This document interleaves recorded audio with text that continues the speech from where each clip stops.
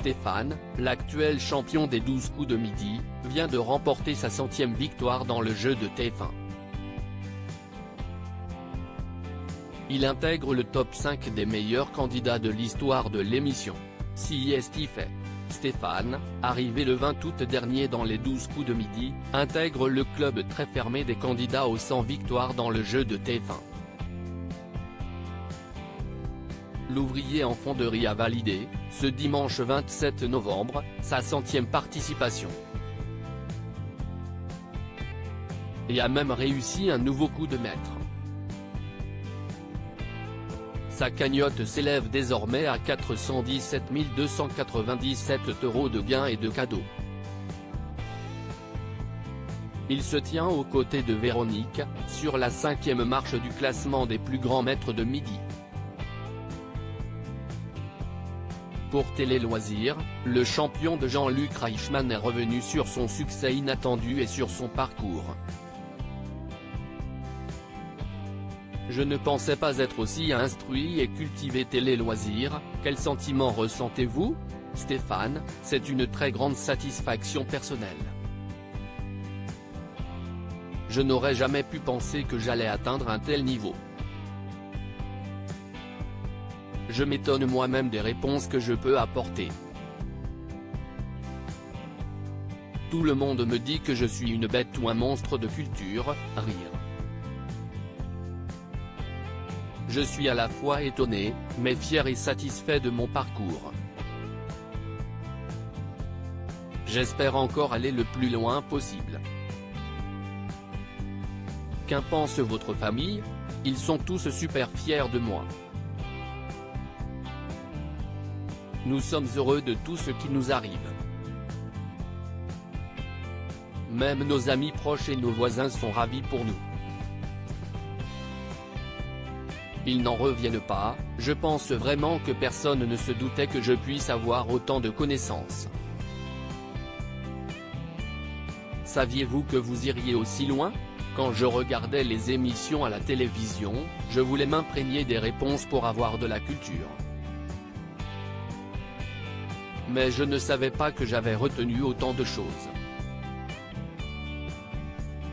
Des fois je me surprends, je trouve des réponses et me demande comment j'ai pu aller les chercher. Je ne pensais vraiment pas être aussi instruit et cultivé que ça. Je vais essayer d'intégrer le top 3. Paul Elkarat compte 153 victoires, est-ce un objectif d'aller le chasser? Ça serait un grand honneur de le dépasser, il sourit. Si je peux le faire, je ne vais pas m'en priver.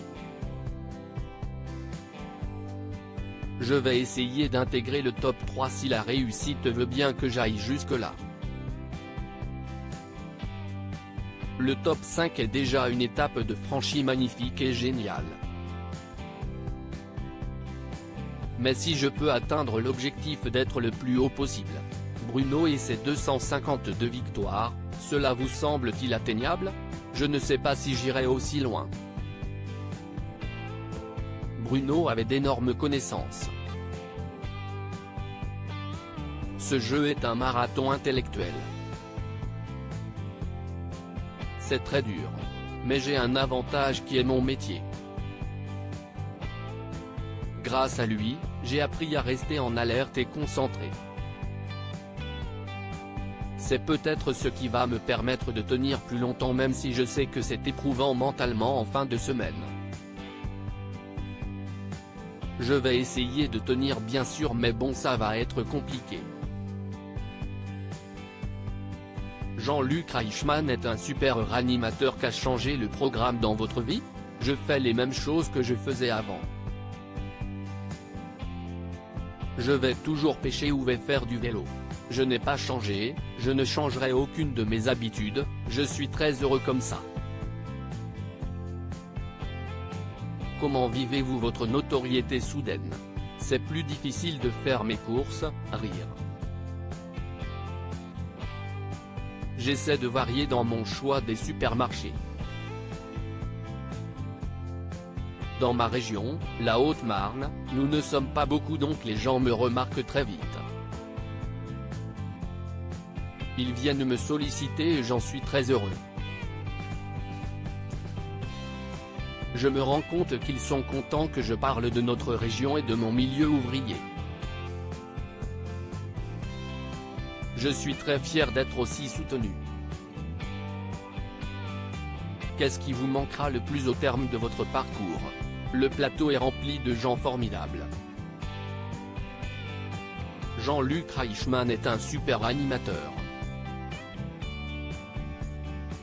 Les gens qui travaillent derrière, à la technique, à la production, les vigiles vont aussi me manquer.